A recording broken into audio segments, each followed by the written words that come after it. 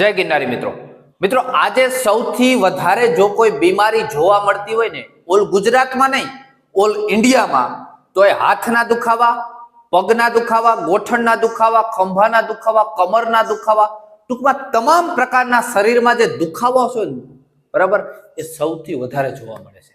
આપણે એના ઉપર એક તેલ બનાવ્યું છે અને આ તેલનું મિત્રો એટલું જબરજસ્ત પરિણામ છે કે તમને કલ્પના પણ નહીં હોય.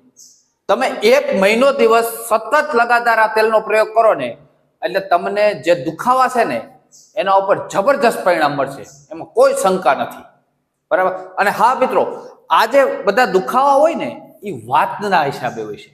આયુર્વેદમાં જેને વાત એટલે કે વાયુ, બરાબર, આપણે કહીએ ને કે વાયુ જ્યાં વાયુ વગર દુખાવો નથી, વાત વગર ક્યાંય દુખાવો શક્ય નથી. આયુર્વેદમાં એટલું એવી રીતે કહે છે. પણ દુખાવાના અનેક કારણો હોય છે, પણ સૌથી વધારે કારણ છે ને વાયુના હિસાબે છે.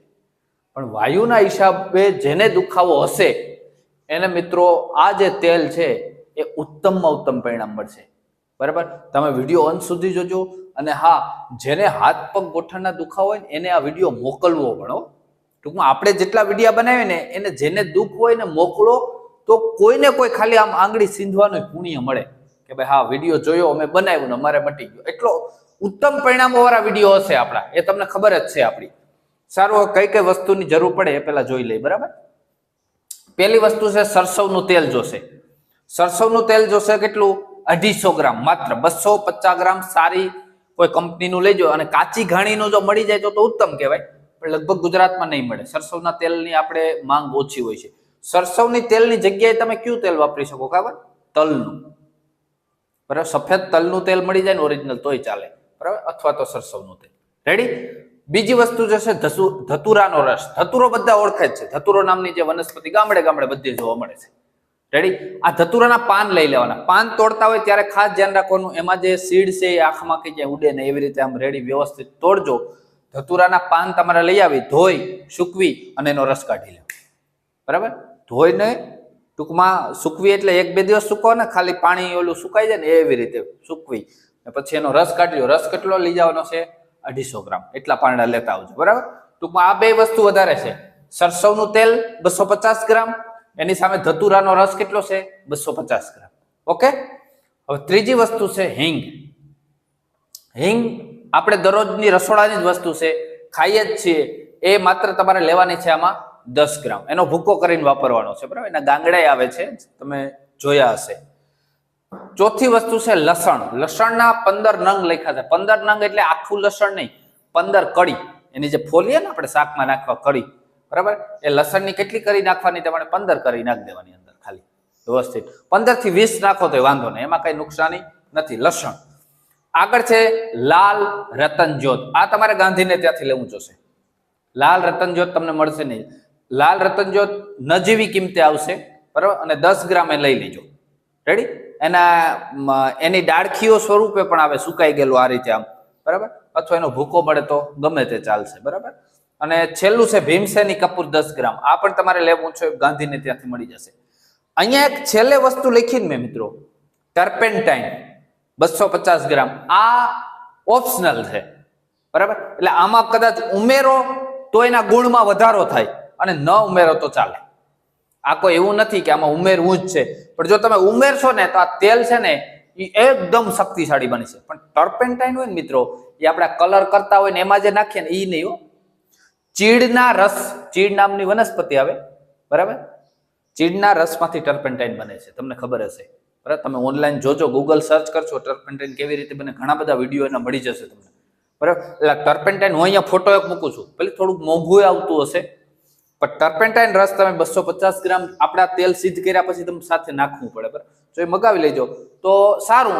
અને કદાચ ન નાખવું હોય તો એટલી વસ્તુ તો તમને આપણા ગાંધીને ત્યાં મળી જશે આમાંથી. રેડી. હવે એને કેવી રીતે બનાવવું એ તમને કહી દઉં ફટાફટ. બરાબર. એક લોખંડની કડાઈ લેવાની. બરાબર. લોખંડની કડાઈ. લોખંડની કડાઈ ગેસ ઉપર અથવા તો ચૂલા ઉપર તાપ ધીમો રાખવાનો છે. પહેલી શરત આ સાંભળી લીજો. ભડકો તાપ કરશો તો બધું બળી જાય, એટલા માટે કાળું પડી જાય તેલ. આપણે કાળું નથી પાડવું. બરાબર. એમાં ધતુરાનો રસ નાખી દેવાનો. આ તેલ પહેલા નાખવાનું, પછી ધતુરાનો રસ નાખી દેવાનો, પછી નાખી દેવાની હિંગ. હિંગનો ભૂકો કરી લસણને થોડુંક ખાંડવું હોય તો ચાલે, આખી નાખશો તો ચાલશે, કેમ કે એ કાળી પડી જશે એટલે એમાંથી રસ સુસાઈ જાય. બરાબર. લાલ રતનજોત એ તો એમને જ નાખી દેવાનું, આવ્યું એવી રીતે. આ નથી નાખવાનું, ભીમસેની કપૂર નાખવાનું નથી તેલમાં, આ યાદ રાખજો હું કહું. બરાબર. આ એટલું નાખી એને ધીમે તાપે પકાવવાનું છે. બરાબર. પેલા તેમાં ધતુરાનો રસ છે એટલે પાણી છે, ધતુરાનો રસ એટલે પાણી, સમજી લો.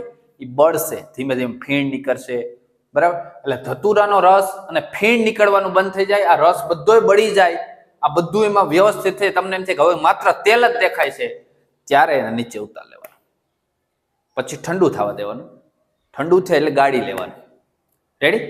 ગળાઈ ગયા પછી આ ભીમસેની કપૂર, હવે યાદ રાખજો, ગાળી લીધા પછી 2-3 વાર ગાળી લેવું એટલે આ બધો કચરો એમાં નીકળી જાય. બરાબર.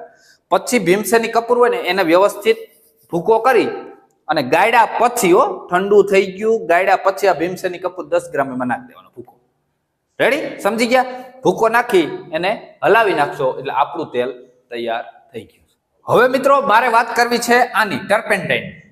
એ પહેલા એક વિનંતી કરવા માંગુ છું. મિત્રો તમને એમ થાય કે ના મહેનત સારી છે, બહુ મહેનત સારી છે, તો જ એક લાઈક આપજો યાર. બહુ જબરજસ્ત પ્રયોગ છે.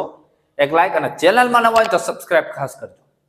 તમને આવા જ અનુભવસિદ્ધ પ્રયોગો મળતા રહેશે. અને હા, કોઈને શેર કરજો. મેં તમને કીધું ને આગળ, આમાં આંગળી ચીંધવાનું પુણ્ય મળે.